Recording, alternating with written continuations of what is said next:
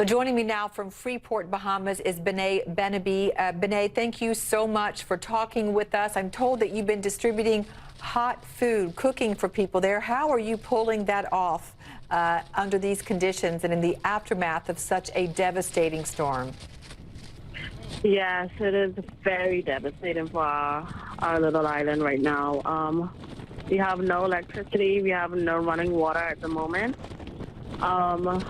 So it was pretty difficult, but I honestly don't feel comfortable having a hot plate or something to eat when I know that there are people who lost their homes. They have nowhere to go. I mean, it's really bad right now. So I went to the store. Our food supply is limited. Our resources is very limited. But we were able to do something today. But thank God we literally made lemon out of, we literally made lemonade out of lemons today. It sounds like you are. I'm told that you're cooking on a two-top gas burner, so what you're doing is remarkable. How are you holding up after going through something as severe as Dorian?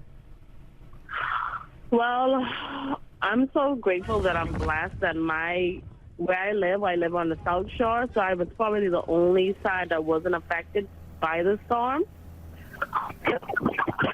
But it's still so scary because you have a loved ones.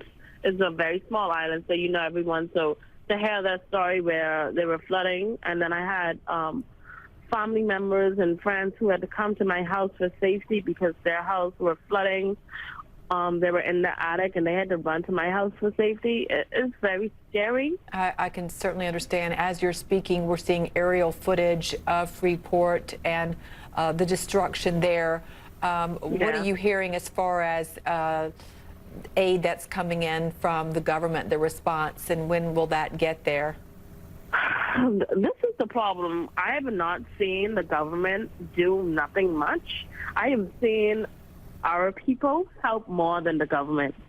We are literally all we have right now at this moment. I've seen citizens and regular civilians help more than the government.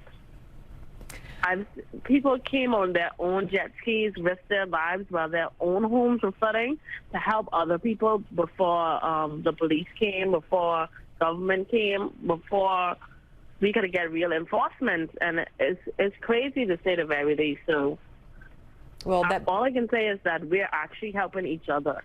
That's very heartwarming, but at the same time, that's difficult, I'm sure, to wait for a more concerted response, a formal response from the government, trying to go around many areas of the Bahamas and help people. Can you take us back to, even though you were on this south side, you say a Freeport, but it must have been very, very worrisome for you even to ride this out, because what people are saying about the sounds of this storm and the ferociousness of the winds, it's hard to comprehend.